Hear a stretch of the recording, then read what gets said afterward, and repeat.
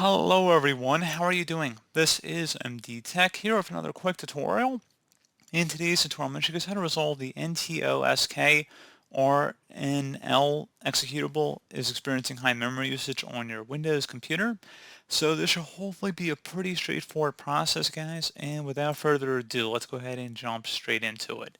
So I'm going to have some text that I'm going to have on a Pastebin website here, so you just go ahead and copy it and then paste it into an address bar to go to this link.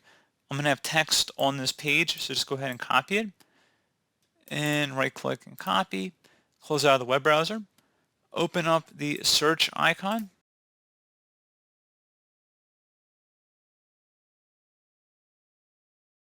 type in Notepad, go ahead and open that up, and into Notepad just go ahead and paste in this text, select file and then save as. So we can call this whatever you want. I'm just going to call it fix file .reg. The important part is you want to add a .reg on the end, and you want to save as type. Click inside the drop down and set it to all files. Save it to the desktop so we can easily access it, and then you're going to select save. Once you've done that, close out of here. Go ahead and double click on this file that we just created on our desktop. Select yes, and then OK.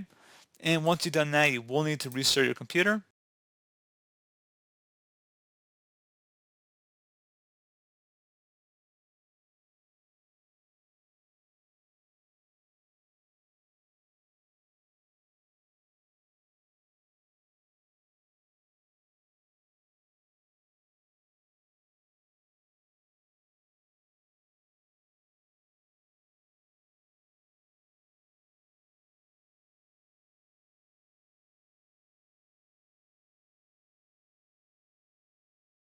And there you go, guys. Hopefully I was able to resolve the problem.